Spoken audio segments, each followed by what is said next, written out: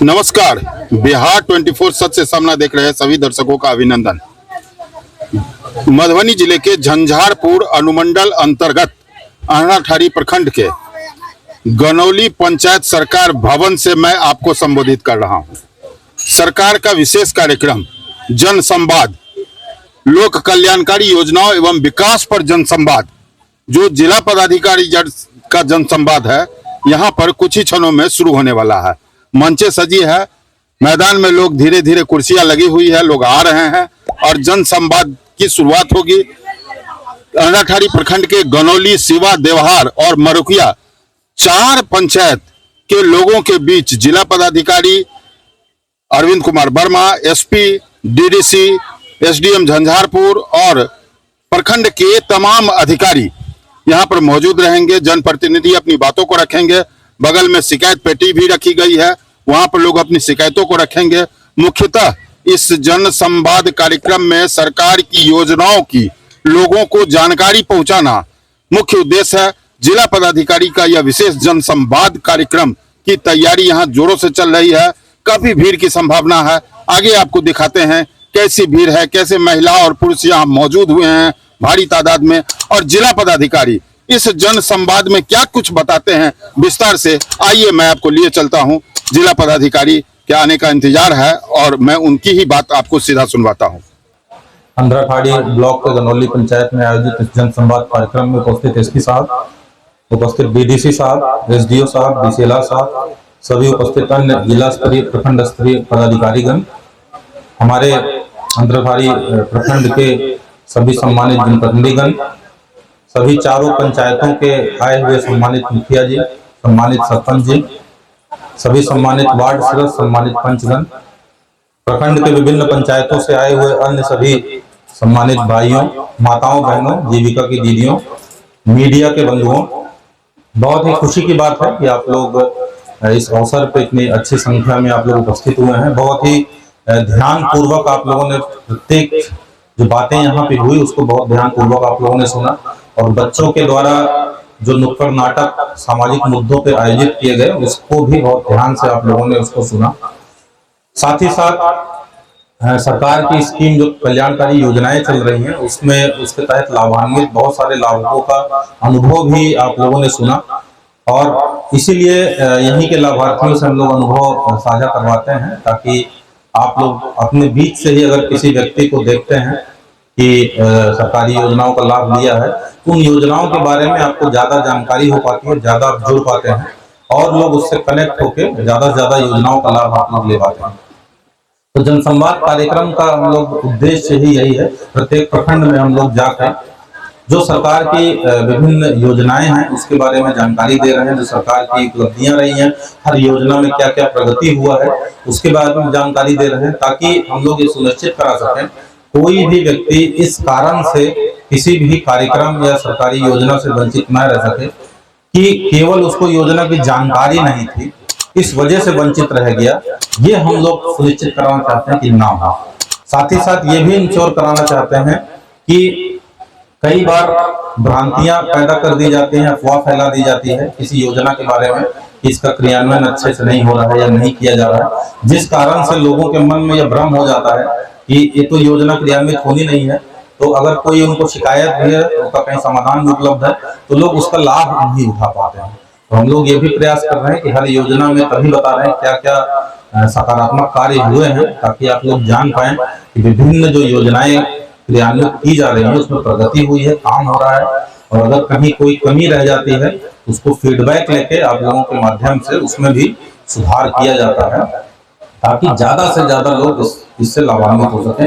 मुझे पूरी उम्मीद है, अभी डीडीसी साहब ने बहुत विस्तार से आप लोग समक्ष विभिन्न सरकारी योजनाओं के बारे में जानकारी दी, एसपी साहब ने विस्तार से बताया पुलिस के द्वारा क्या क्या कार्य किए जा रहे हैं, सरकार के निर्देश के आलोक में क्या क्या नए नवाचार किए जा रहे हैं, ताकि आपके पास जो पुलिस की सेवा है बहुत ही कम समय में पहुंच सके, और जो गैप रहता है सामान्यतः प्रशासन और पब्लिक में वो गैप को दूर हो सके। तो ये मुझे पूरी उम्मीद है कि आप लोगों ने बहुत ध्यान से सुना होगा, आप स्वयं तो लाभान्वित हुए होंगे, साथ ही साथ आप और भी जगहों पे जाएंगे, जितने लोगों से बात करेंगे इन योजनाओं के बारे में जानकारी देंगे, ताकि ज्यादा से ज्यादा लोग इससे लाभान्वित हो सकें। तो हम लोग कुछ उसमें से कुछ योजनाओं को मैं दोहराना चाहूंगा आप लोगों के समक्ष, क्योंकि वो योजनाएं बहुत ही ज्यादा महत्वपूर्ण हैं और जो हम लोग का अनुभव रहा है कि उसमें कहीं न कहीं कुछ जानकारी के अभाव के कारण प्रगति में थोड़ी कमी रही है। तो निश्चित रूप से और लोग उसका लाभ ले सकते हैं अगर और जानकारी फैलाई जाए। तो सबसे पहली योजना मैं आप लोगों को जो बताऊंगा, जो मेरा व्यक्तिगत अनुभव कहता है कि जो श्रम संसाधन विभाग की स्कीम है, बीडीसी साहब ने बात किया था, इसमें बिहार भवन निर्माण एवं अन्य संनिर्माण कर्मकार कल्याण बोर्ड के तहत जो हमारे निर्माण कार्य में लगे हुए श्रमिक भाई हैं, वो अगर निबंधन करा लेते हैं तो सरकार के द्वारा, और उस कल्याण बोर्ड के सदस्य बने रहते हैं, तो सरकार के द्वारा बहुत सारे 16 प्रकार, उससे ज्यादा ही प्रकार के लाभ दिए जाते हैं। बस निबंधन आप करा लीजिए और उसमें जो सदस्यता शुल्क रहता है वो देते रहिए, रिन्यूअल कराते रहिए उसका, तो आप सदस्य बने रहिएगा। तो 16 प्रकार से ज्यादा के लाभ दिए जाते हैं। चाहे आपके यहाँ पुत्र पैदा हो, पुत्री पैदा हो, तब आपको अनुदान की राशि मिलेगी। परिवार में किसी की अगर दुर्घटना हो जाती है, अगर उसके कारण से उसमें सरकार के द्वारा अनुदान का लाभ है। पुत्री के विवाह के लिए है, शिक्षा देने के लिए है, आपके औजार क्रय करने के लिए है। जो निर्माण भाई, श्रमिक भाई, निर्माण कार्य में लगे हुए श्रमिक भाई जो औजार प्रयोग करते हैं उसके क्रय के लिए अनुदान है। तो हर चीज के लिए सहयोग दिया जाता है। निबंधन शुल्क बहुत ही कम है, मात्र 20 रुपया में निबंधन शुल्क इसका है। हमारे श्रमिक भाइयों को जानकारी के लिए बताना चाहूंगा, केवल 20 रुपया लगता है और उसमें साथ में 30 रुपया 5 साल के लिए सदस्यता शुल्क रहता है। अगर एक बार शुरू में 50 रुपए देकर निबंधन करा लें तो 5 साल के लिए आप सदस्य रहेंगे उसमें। उसके पश्चात फिर अगले 5 साल जब सदस्यता खत्म हो रही है, रिन्यूअल कराने के लिए फिर 30 रुपए का रिन्यूअल शुल्क के साथ दोबारा सदस्यता ले सकते हैं। तो ये करते रहिएगा तो इतना लाभकारी है सभी निर्माण कार्य में लगे हुए भाइयों के लिए। तो युवाओं के लिए 3 प्रमुख कार्यक्रम है। एक तो बिहार स्टूडेंट क्रेडिट कार्ड योजना है, दूसरा कुशल युवा प्रोग्राम है, तीसरा स्वयं सहायता भत्ता योजना है। अब बिहार स्टूडेंट क्रेडिट कार्ड योजना के तहत आप सभी लोग बता देना चाहते हैं कि हम लोग देखे हैं कि जब कोई भी बच्चा 10वीं पास करके पॉलिटेक्निक या ITI करने जाता है या 12वीं पास करके उच्च शिक्षा ग्रहण करने के लिए जाता है, तो कई परिवार ऐसे होते हैं कि जो उच्च शिक्षा देने के लिए सक्षम, फीस भरने के लिए सक्षम नहीं रहते हैं आर्थिक रूप से। तो ऐसे परिवारों के पास जो रास्ता उपलब्ध होता था कि बाजार से शिक्षा ऋण प्राप्त करें लोग, और शिक्षा ऋण लेकिन जब बाजार से आप बैंक से लेने जाते हैं तो उसमें मोर्टगेज सिक्योरिटी की मांग होती थी, साथ ही साथ जो ब्याज का दर रहता था वो भी बहुत ज्यादा होता था। तो इस कारण से जो ब्याज का भार, वित्तीय भार, ये परिवार में बहुत ज्यादा पड़ जाता था। इसी कारण से इसी को समस्या को देखते हुए सरकार के द्वारा 7 निश्चय कार्यक्रम के अंतर्गत बिहार स्टूडेंट क्रेडिट कार्ड योजना लाई गई। इसके तहत जो भी व्यक्ति इसमें लाभ प्राप्त करते हैं, आवेदन देकर स्वीकृति होती है, उनको 4 लाख रुपए तक का बहुत ही कम ब्याज दर पर शिक्षा ऋण उपलब्ध कराया जाता है। और साथ ही साथ इसमें कोई सिक्योरिटी और मोर्टगेज की भी आवश्यकता नहीं पड़ती है। तो कितना सहूलियत हो जाती है और कई सारे परिवार के बच्चे इस स्कीम के तहत उच्च शिक्षा ग्रहण कर रहे हैं अभी भी। लेकिन हम लोगों ने देखा है जितना अपने जिले की जनसंख्या है, जितना लाभ लोगों को लेना चाहिए था, उतनी संख्या में अभी तक लोग लाभ नहीं लिए। ये आवश्यक है, कहीं न कहीं अभी भी लोगों में इस योजना के बारे में जानकारी नहीं है, जिसके कारण से लोग लाभ लेने से वंचित हो रहे हैं। और इसमें आवेदन करना बहुत आसान है। जिला निबंधन परामर्श केंद्र है, वहां पे जाके आवेदन कर सकते हैं और आपको 4 लाख रुपए तक का शिक्षा ऋण मुहैया कराया जाता है। दूसरा प्रमुख कार्यक्रम है युवाओं के लिए कुशल युवा प्रोग्राम। कुशल युवा प्रोग्राम के तहत अभी हमारे बीच हमारी बच्ची ने भी अपना अनुभव साझा किया कि उसके तहत क्या क्या लाभ दिए जाते हैं। कोई भी 10वीं पास बच्चा, छात्र या छात्रा इसके तहत आवेदन दे सकते हैं। और इसमें आपको जब आपका आवेदन स्वीकृत हो जाता है तो इसका ट्रेनिंग दिया जाता है, मूलभूत शिक्षा दी जाती है आपको कंप्यूटर के बारे में और भाषा और सॉफ्ट स्किल के बारे में। अब कंप्यूटर कितना महत्वपूर्ण है आज के समय पे, ये जितना भी बोला जाए कम। हर क्षेत्र में इसकी आवश्यकता पड़ती है। कोई भी क्षेत्र ऐसा अछूता नहीं रहा है इससे कि जो कंप्यूटर की जहां जरूरत न पड़ती हो। आप सभी लोग, जितने भी हमारे वरिष्ठ नागरिक बैठे हैं, वो भी जानते होंगे कि हर चीज के लिए इंटरनेट कंप्यूटर की आवश्यकता पड़ती है, खुद नहीं कर पाते हैं तो अपने घर के किसी नवयुवक को बोलते हैं कि मदद करिए। जितने लोग हैं इस बात से सहमत होंगे। इसी प्रकार से स्वयं सहायता भत्ता योजना है, इसके तहत हमारे वैसे युवा जो छात्र छात्राएं जो 12वीं पास करके रोजगार की तलाश कर रहे हैं, उनको 2 साल तक सहायता राशि के रूप में प्रति माह 1000 रुपए का भत्ता सरकार के द्वारा दिया जाता है। ये उस अवधि के लिए जो 2 साल के लिए समर्थन मिलता है सरकार के द्वारा, जो बच्चे इसका लाभ प्राप्त कर रहे हैं उनका अनुभव बताता है कि बहुत मदद करता है उनकी, तो कितना लाभकारी। साथ ही साथ ऐसे युवाओं को जो स्वयं सहायता भत्ता योजना के तहत लाभ प्राप्त करते हैं, उनको कुशल युवा प्रोग्राम के तहत ऑटोमेटिकली ट्रेनिंग प्रदान किया जाता है। अपने आप ही कुशल युवा प्रोग्राम के तहत स्वीकृत माने जाते हैं और उनको प्रशिक्षण दिया जाता है कंप्यूटर का, भाषा का, सॉफ्ट स्किल का। तो युवाओं को ये योजनाएं सक्षम बना देती हैं कि आप भविष्य में जो भी अपना करियर टेकअप करेंगे उसमें अच्छा करने के लिए। दूसरा अगला प्रमुख कार्यक्रम जो मैं बात करूंगा वो भी बहुत महत्वपूर्ण है और वो भी एक शक्तिशाली टूल है कि हम लोग सरकारी योजनाओं का उसके माध्यम से लाभ उठा पाए। वो है, बल्कि वो कानून कहूंगा मैं उसको, वो लोक शिकायत निवारण कानून है। आप लोग अधिनियम 2016 में लाया गया था, आप सब लोग जानते होंगे, या जो लोग नहीं जानते होंगे तो जान। इसके इस अधिनियम के तहत अनुमंडल स्तर पे और जिला स्तर पे लोक शिकायत निवारण पदाधिकारियों को पोस्टिंग की गई है उनकी, और उनको और कोई जिम्मेदारी नहीं दी गई। उनका काम सिर्फ और सिर्फ है कि लोगों की जो शिकायत होगी उसका समाधान करना, उसका निवारण करना। अब इसका उद्देश्य समझ लीजिए, इसका फायदा क्या है।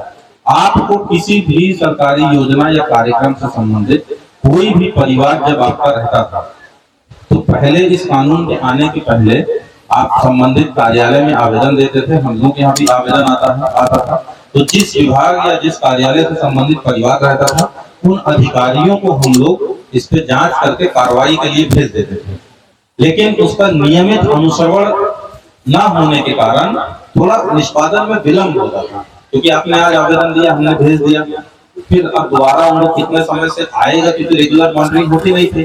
फिर महीना 2 महीना बाद दोबारा पूछा गया, फिर भेजा, तो उसमें निष्पादन में समय लगता था। और उसका कारण होता था हम लोग परिवार के अलावा विभागीय काम भी करते रहते थे। तो इसी को सोचते हुए सरकार ने कि विभागीय काम से मुक्त करते हुए केवल लोक शिकायत निवारण का काम देते हुए अधिकारियों को पोस्टिंग कर दी गई।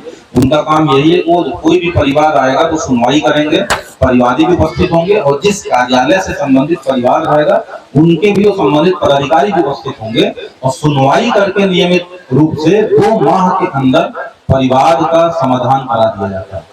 तो मैं अनुरोध करूंगा ज्यादा से ज्यादा लोगों को बिहार लोक शिकायत निवारण अधिनियम के बारे में आप लोग जानकारी दें और उनको बताएं कि किसी प्रकार का भी कोई परिवार हो तो अनुमंडल स्तरीय लोक शिकायत निवारण पदाधिकारी यहाँ पे परिवार दे सकते हैं। जिला स्तरीय कार्यालय से संबंधित हो तो सीधे जिला स्तरीय लोक शिकायत निवारण पदाधिकारी का आवेदन दे सकते हैं।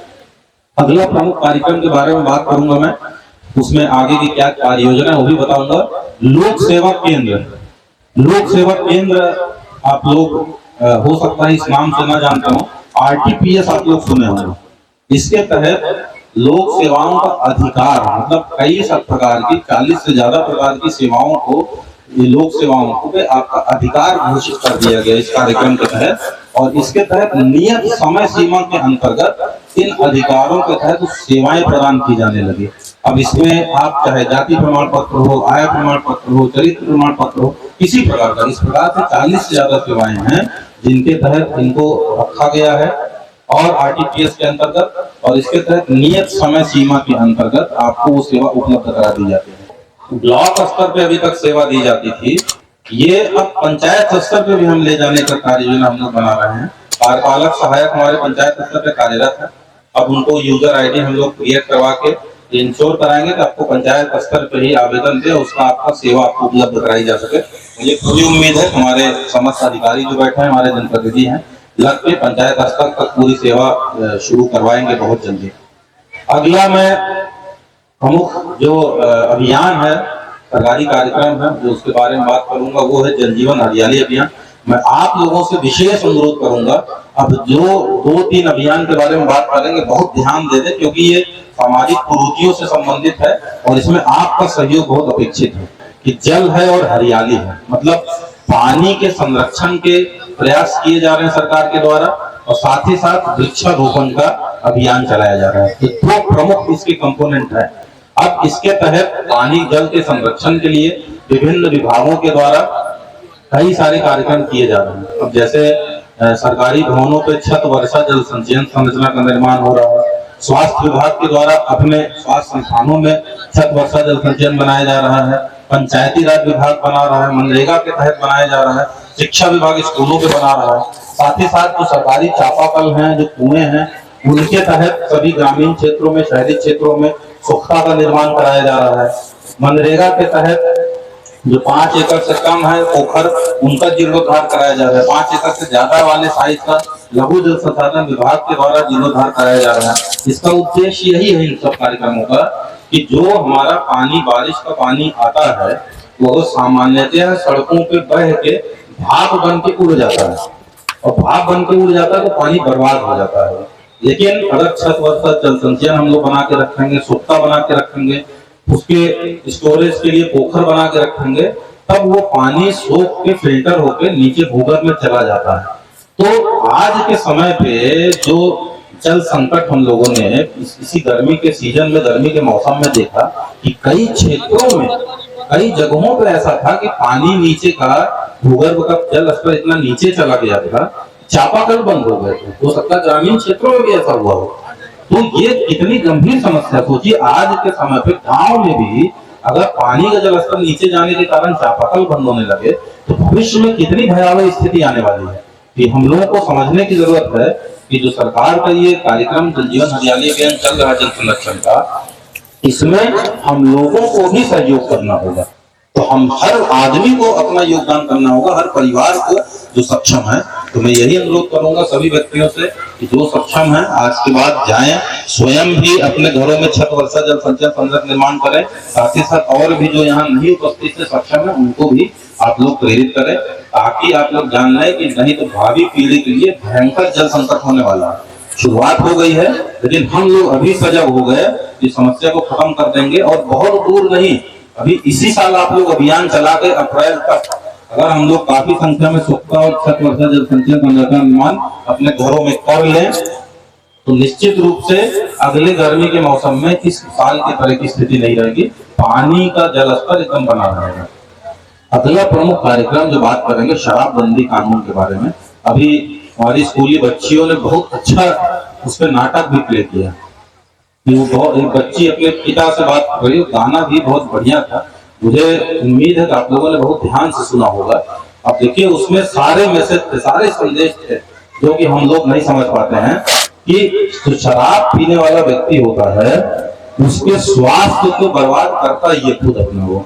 इसमें कोई संशय या चर्चा का विषय तो है ही नहीं। सब लोग जानते हैं जो शराब पीने वाला व्यक्ति है उसका लीवर खराब होता है, अन्य अंग भी कमजोर हो जाते हैं, दूसरी बीमारियां होने लगती हैं, वो जानलेवा साबित होती है और उसका जीवन तो बर्बाद होता ही है। लेकिन यहीं तक सीमित नहीं, सामाजिक बीमारी इसको इसलिए कहते हैं कि जो भी शराब या नशे का शिकार होता है वो अपना ही जीवन केवल बर्बाद नहीं करता बल्कि अपने बच्चों का, अपने परिवार का पूरा जीवन बर्बाद कर देता है। इसीलिए सामाजिक बीमारी है ये।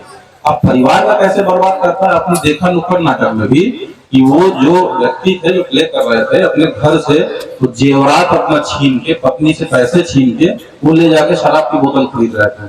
तो ये हमारी घर की माताएं बहनें बहुत लोग इस बात को समझ रही होंगी कि आप लोग जो पैसा बचा के रखती है ना तो कि कभी भविष्य में जरूरत पड़ेगी उसको खर्च करेंगे, जो पति से छुपा के कभी आकस्मिकता की स्थिति है, अचानक से कोई जरूरत पड़ जाए तो उसमें आप लोग खर्च करती हैं। आप लोग गहने जेवर अपने रखती हैं इसी प्रकार के इमरजेंसी के लिए, कहीं कुछ स्वास्थ्य समस्या आ जाए, किसी कुछ हो जाए। लेकिन अगर वो शराबी व्यक्ति उसको भी आपसे छीन के लेके चला जाता है तो कभी वैसी इमरजेंसी की सिचुएशन आ जाए तो परिवार ही टूट जाता है। और साथ ही साथ बहु बेटियों, हमारी माताओं बहनों के साथ जो व्यक्ति नशे में रहता है, सामान्यतः हम लोग कोई भी अपने माता, बहन, बहू, बेटी, पत्नी से कोई मारपीट नहीं करते हैं। हम लोग इंसान हैं, जानवर थोड़ी ना है।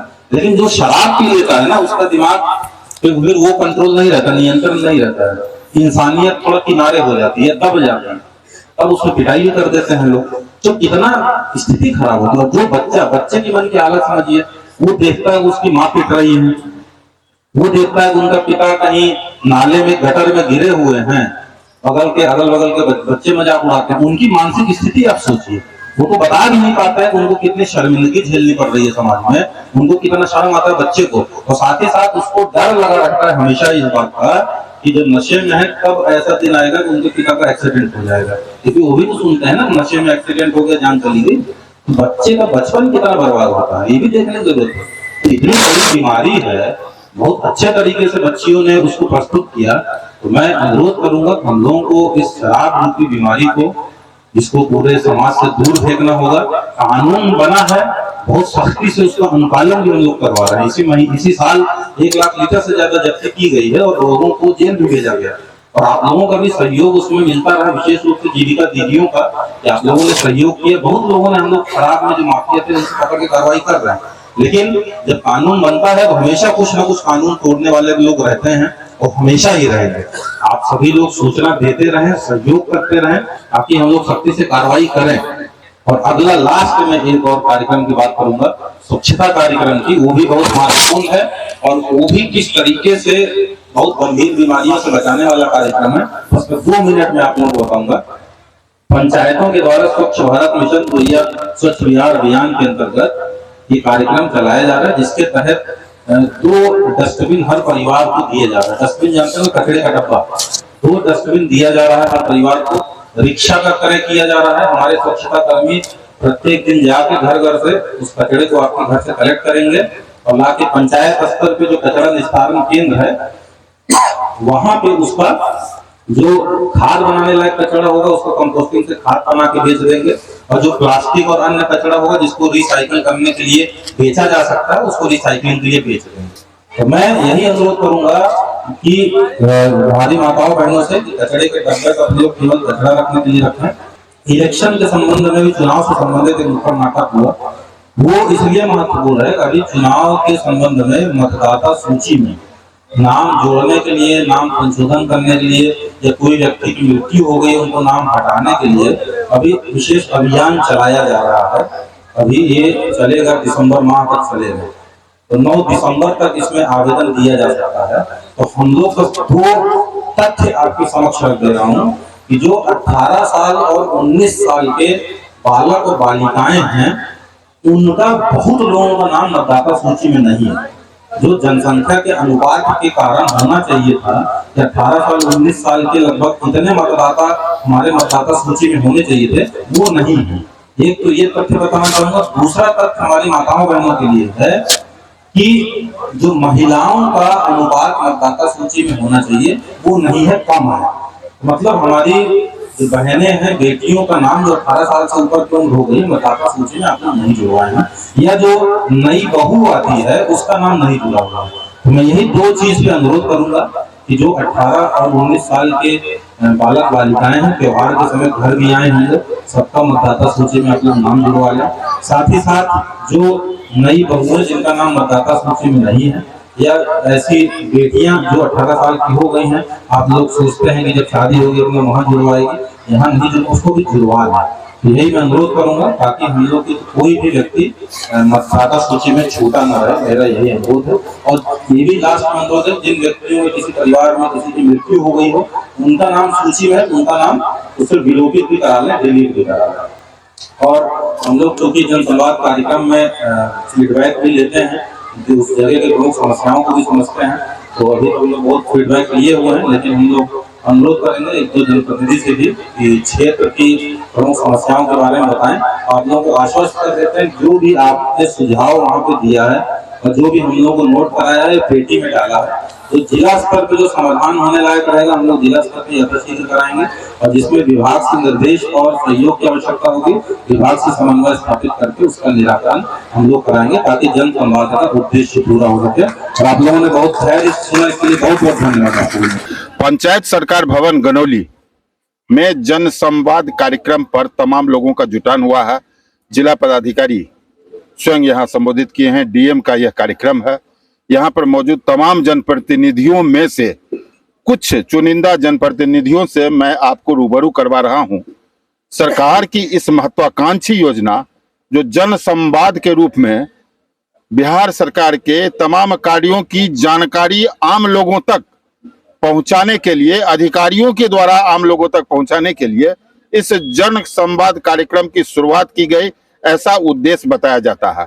मैं जनप्रतिनिधि, यहाँ पर हमारे कुछ मुखियागण उपस्थित हैं, मैं उनसे जानना चाहूंगा कि इस जन संवाद का कितना आम लोगों को फायदा हो रहा है, आम लोगों को जानकारी मिल रही है या न मिल रही है, और खासकर जो मुखिया हैं उनको क्या फायदा मिल रहा है अपने पंचायत को इस कार्यक्रम से। तो मैं सबसे पहले जानना चाहूंगा, मुखिया गनौली के प्रतिनिधि हमारे सामने में है। सर, क्या नाम हुआ आपका? राम खिलावन यादव। क्या इस जन संवाद से क्या फायदा हो रहा है? आम जनता की संवाद को पहुंचाया जाता है, जो जानकारी नहीं है जनता को डीएम सर के द्वारा सब कुछ बताया गया है, तो इससे फायदा होगा बहुत। जो जानकारी नहीं था सब कुछ बताए हैं, डीएम सर उपस्थित थे, डीडी सर थे, एसपी सर थे और तमाम जिला के पदाधिकारी लोग उपस्थित थे।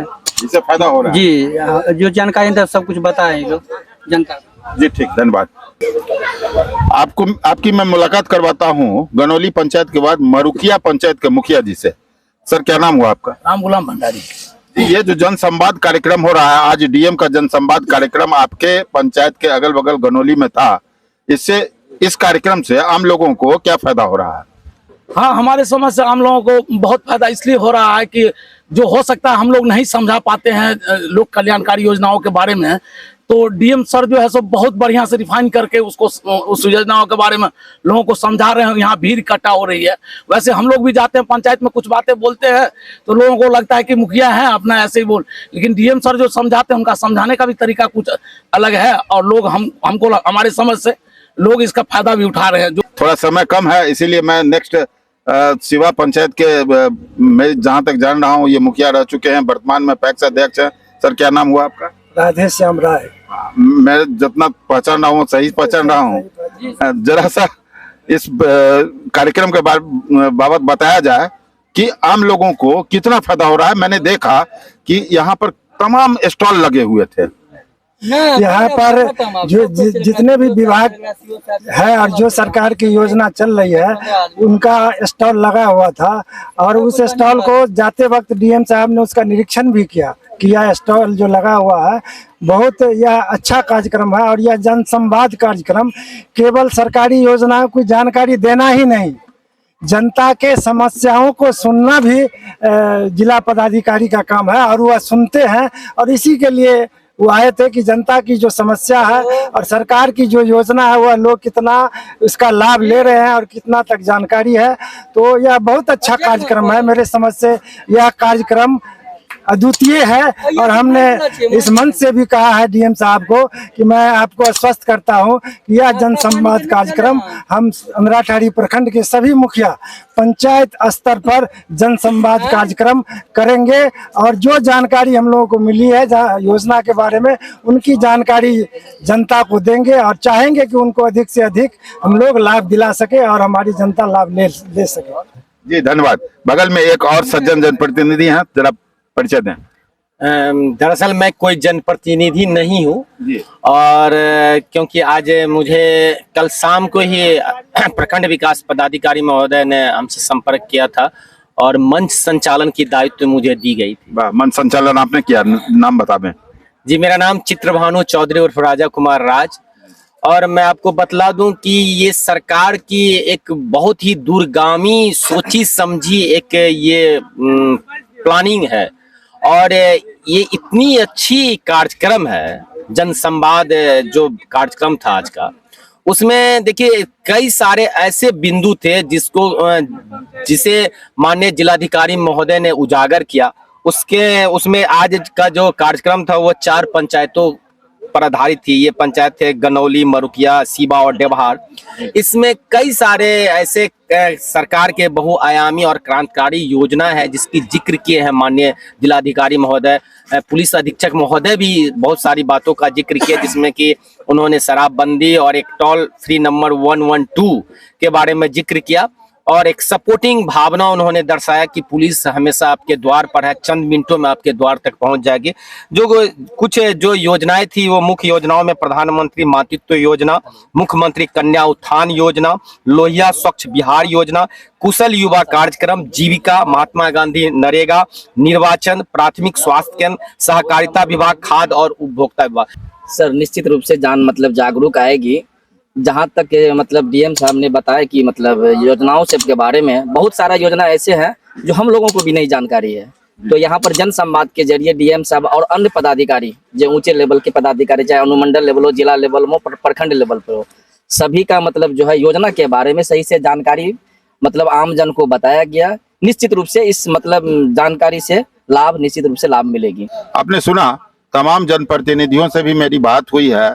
जन संवाद कार्यक्रम लोगों में जागरूकता पैदा करने के लिए, जागरूक बनने के लिए, अपने अधिकार के लिए लड़ने का जज्बा जगाने के लिए एक अच्छी पहल ये दिख रही है। जो जिला पदाधिकारी अभी पहुंच रहे हैं, जो यहाँ पर कार्यक्रम हुआ गनौली पंचायत सरकार भवन में, उस कार्यक्रम को काफी हद तक सफल माना जा रहा है। अभी तक 21 प्रखंडों 21वां कार्यक्रम था जिला पदाधिकारी का मधुबनी जिला में, जहां वो पहुंचे हुए थे। यहाँ एसपी भी पहुंचे हुए थे, सुशील कुमार। उन्होंने डायल 112 के बारे में बताया। जनवरी से अब तक उन्होंने बताया कि इस नंबर पर 17,000 लोगों ने कंप्लेन किया है और औसतन 12 मिनट में पुलिस पहुंच रही है उनके दरवाजे पर। इसको कम करके 5 मिनट करने की भी बात उन्होंने कही। और विभिन्न प्रकार के जैसे 1 लाख लीटर शराब विनष्टीकरण अभी तक इन्होंने पकड़ा है, और भी विभिन्न प्रकार की जानकारी दी। पुलिस के अलावा जिला पदाधिकारी जो क्या बताए वो भी सुने, जनप्रतिनिधि क्या बोल रहे हैं यह भी आपको जानकारी मिल रही है। कुल मिलाकर के मैं आपसे निवेदन करूंगा कि सरकार की जो भी योजनाएं हैं जो सिर्फ आपके लिए बनी है, उसका लाभ आप अवश्य उठावें।